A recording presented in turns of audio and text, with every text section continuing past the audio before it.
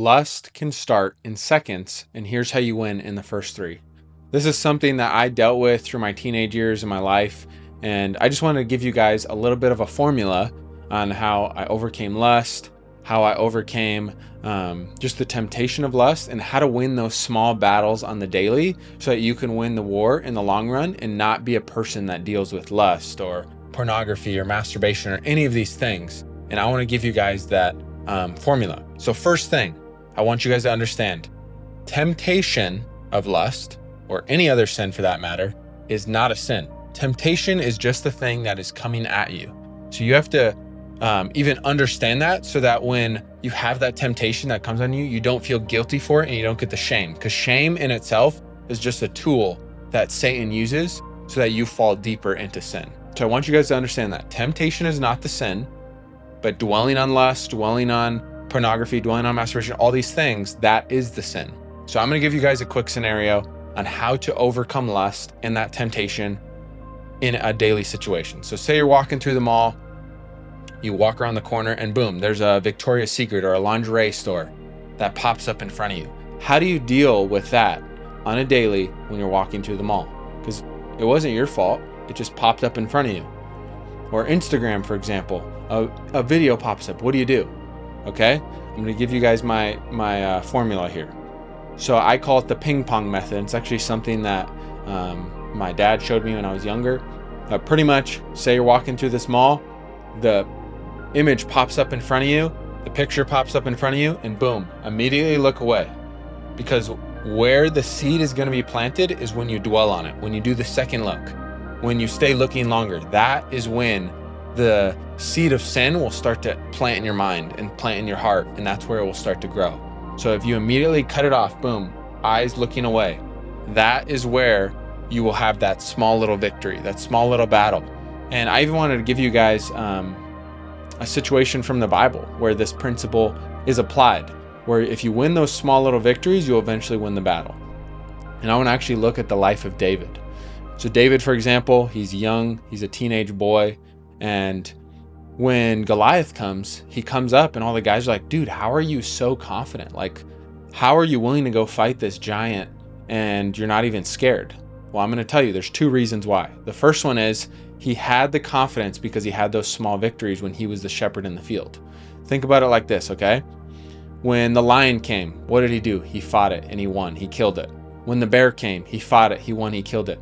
These are all small battles that David had won in the secret when no one was watching.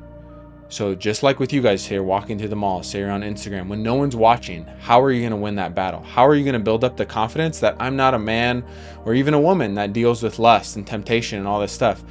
That's not a part of my identity. It is only won in the small little battles, and you have to win them on the daily. Second reason why David was not scared to fight the giant. He had his eyes fixed on Jesus. When he was in the field, when he was a shepherd in the field, when he was doing what his dad told him to do, even though he didn't want to sit out there all day with the sheep, what did he do? He had his eyes set on Jesus. He was spending time with God.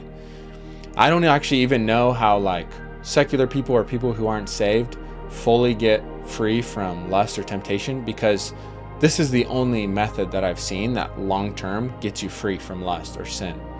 And it's having your eyes fixed on Jesus.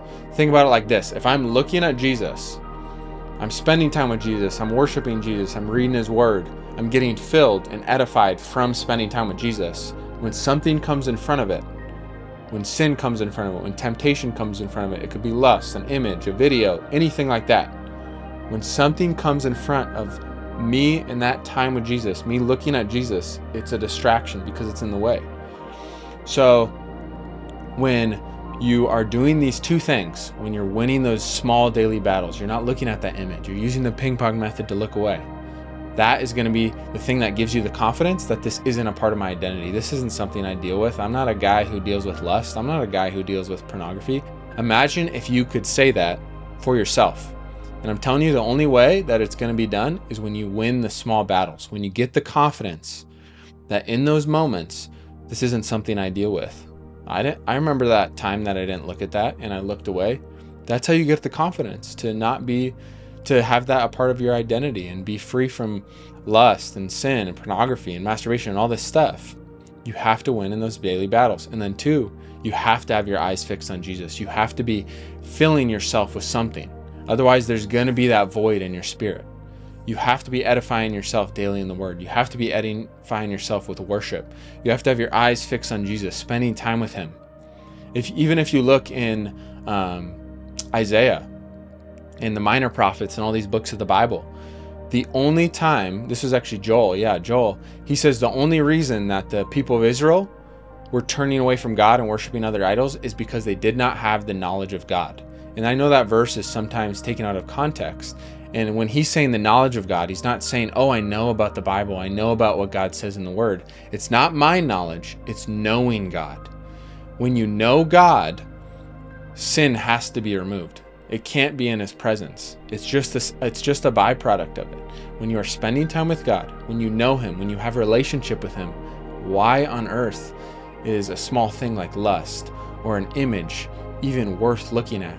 Because you have the perfect image of it. You're set on the eyes of Jesus. So I just wanted to encourage you with that. Hope this blessed you guys, and I hope you have a good day.